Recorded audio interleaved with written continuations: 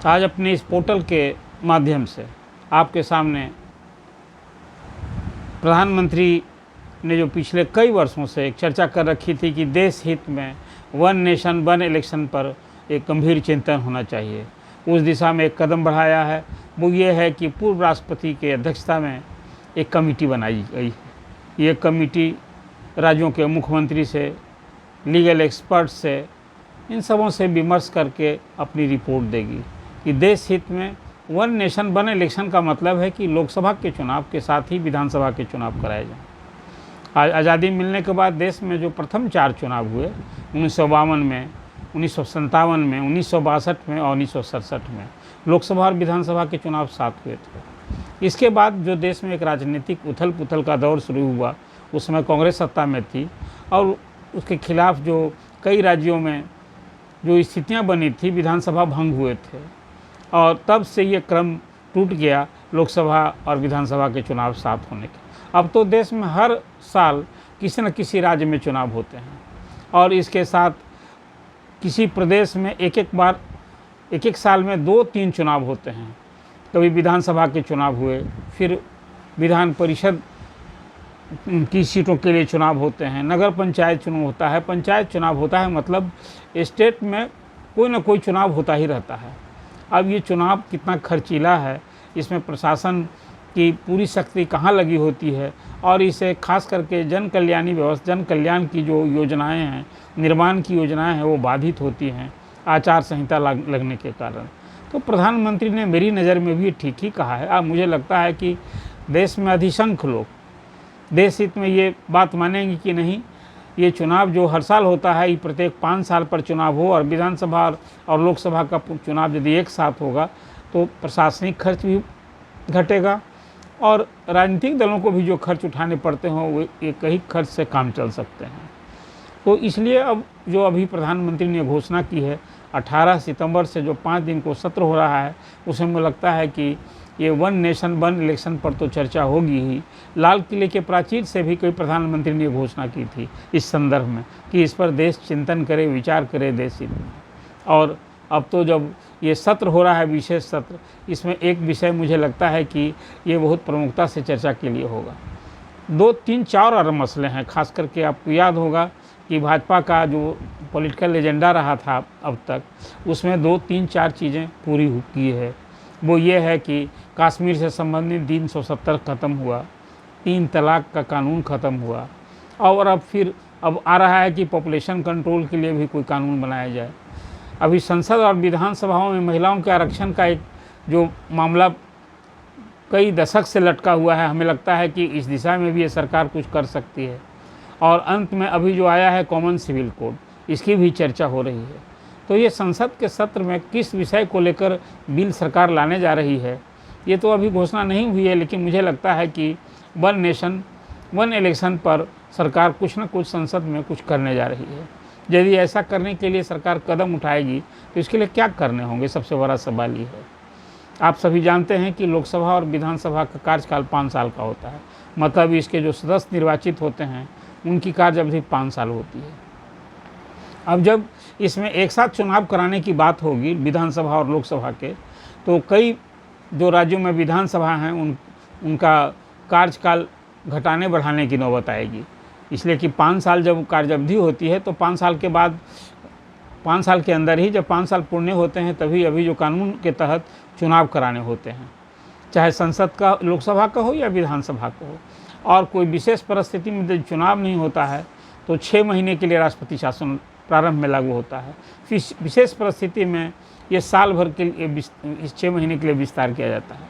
लेकिन अब ये सब परिस्थिति यदि बनती है तो संविधान में संशोधन करने होंगे और उसमें कम से कम 5 अनुच्छेद में इस प्रकार के संशोधन करने होंगे। इसके साथ ही जन प्रतिनिधित्व कानून में संशोधन करना होगा। तो इसके लिए तो संसद का सत्र बुलाना बिल्कुल अपेक्षित था, अनिवार्य था, इसके बगैर कुछ नहीं किया जा सकता है। और इसमें जब ये कार्रवाई हो जाएगी, संविधान में संशोधन होगा, तो जो अभी संविधान में व्यवस्था है उसमें संशोधन के बाद उसको 2/3 विधानसभाओं से उसको रेक्टिफाई कराना होगा। मुझे लगता है कि जिस तरह से लोकसभा में बीजेपी को बहुमत है, राज्यसभा में बहुमत नहीं रहते हुए इस मसले पर मुझे लगता है कि शायद अधिसंख्य राजनीतिक दल, मुझे लगता है कि इसमें इस बिल का यदि कोई इस तरह से संशोधन का प्रस्ताव आएगा तो उसका विरोध नहीं कर पाएंगे, इसलिए कि जनमानस इसके पक्ष में है। तो कोई राजनीतिक दल शायद मुझे लगता है कि बयान भले दें लेकिन विरोध नहीं करेंगे, और यदि विरोध नहीं करेंगे तो संसद के दोनों सदनों से जब पारित हो जाएगा और उसके बाद यदि कोई जो क्षेत्रीय पार्टियां हैं जहां जहां पावर में हैं वो नहीं भी सपोर्ट करें तो अभी 18 राज्यों से जो 2/3 की बात होगी तो 18 राज्यों की विधानसभाओं से पारित कराने में बीजेपी को कोई परेशानी नहीं मुझे दिखती है। 18 राज्यों में तो उसकी सत्ता है अभी। इसलिए अब इस दिशा में मुझे लगता है कि एक बड़ा ही ऐतिहासिक कदम नरेंद्र मोदी की गवर्नमेंट लेने जा रही है, उठाने जा रही है, और इसका असर भी होगा। अब ये देखना बड़ा दिलचस्प होगा कि इस मूव का कि एक साथ लोकसभा और विधानसभा के चुनाव कराए जाएं, इसके खिलाफ कौन कौन सी पार्टी आती है। हालांकि बयान के हिसाब से यदि चुनाव होता है तो इस तरह के कदम से अंततः बीजेपी या जो राष्ट्रीय पार्टी सत्ता में होती है उसे फ़ायदा होता है। इसलिए ये देखा गया है अब तक कि कई बार लोकसभा और विधानसभा साथ होने पर केंद्र में किसी और की सरकार और राज्य में किसी और की भी सरकार बनती है, और इसमें जो केंद्र में सरकार होती है इसलिए लोकसभा का जो चुनाव होता है वो राष्ट्रीय मुद्दा होता है, उसके मुद्दे कहीं और होते हैं, और विधानसभा के चुनाव होते हैं वो स्थानीय मुद्दे होते हैं, राज्य से संबंधित मुद्दे होते हैं। तो मुद्दे भी अलग होते हैं और इसके बाद फिर परिस्थितियां भी भिन्न होती है। अभी इस देश में खासकर पिछले 3 दशक से जो एक गठबंधन धर्म का और क्षेत्रीय दलों का जो प्रादुर्भाव हुआ है उसका प्रभुत्व बढ़ा है। तो आप देख रहे हैं कि अब सभी दल को, भाजपा, कांग्रेस जो अब तक राष्ट्रीय पार्टी थी, कहीं न कहीं क्षेत्रीय दल के साथ चलना उसकी मजबूरी हो गई है। और अटल जी ने इसका बड़ा सफल प्रयोग किया था। अटल जी के समय में गठबंधन की सरकार चली। यूँ नरेंद्र मोदी को भी अभी लोकसभा के 2014 के चुनाव में या 2019 के चुनाव में अकेले बीजेपी को बहुमत मिला था। 14 के चुनाव में 282 सीटों पर जीत मिली थी और 19 के चुनाव में 303 सीटों पर जीत मिली थी। इसके बावजूद गठबंधन धर्म का पालन करते हुए अपने सहयोगी दलों के एक प्रतिनिधि को सरकार में शामिल किया गया था। अब फिर इसलिए मैंने आपसे कहा कि अभी तो क्षेत्रीय दलों का जो प्रभुत्व है उसको स्वीकार करना राष्ट्रीय दल की मजबूरी भी हो गई है।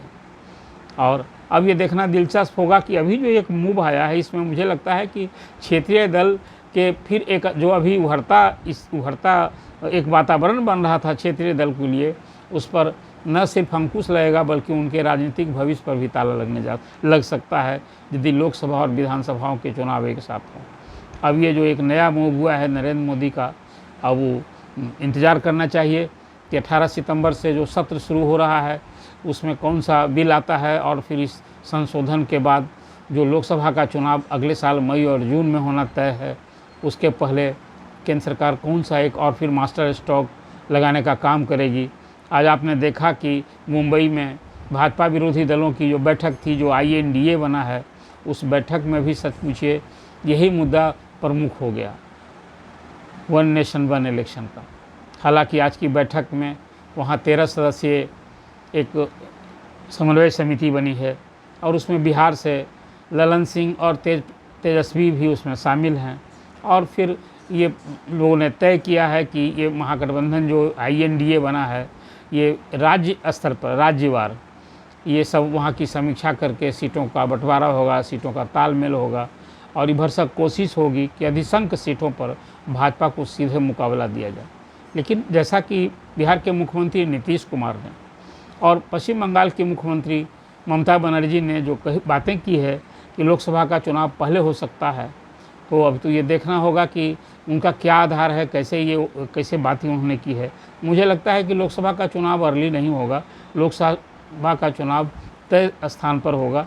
और अभी जो विधानसभा के चुनाव होने हैं इसी साल, जो 5 राज्यों में मध्य प्रदेश, राजस्थान, छत्तीसगढ़, और इन राज्यों में जो चुनाव होंगे उसमें जो परिस्थिति बनेगी उसमें फिर अब ये चुनाव लोकसभा के साथ होंगे या क्या परिस्थिति बनती है, अब ये तो अभी जो संसद में बिल आएगा उसी से ये चीज़ें स्पष्ट होंगी। लेकिन वन नेशन वन इलेक्शन का जो अभी एक मुद्दा उछला है, मुझे लगता है कि ये देश हित में है और सभी दलों को इसमें आगे आना चाहिए। देश हित सर्वोपरि है दल हित से ज़्यादा, और जनता के हित में, देश के हित में इस दिशा में सभी दलों को आगे आना चाहिए। अभी इस विषय पर जो मैंने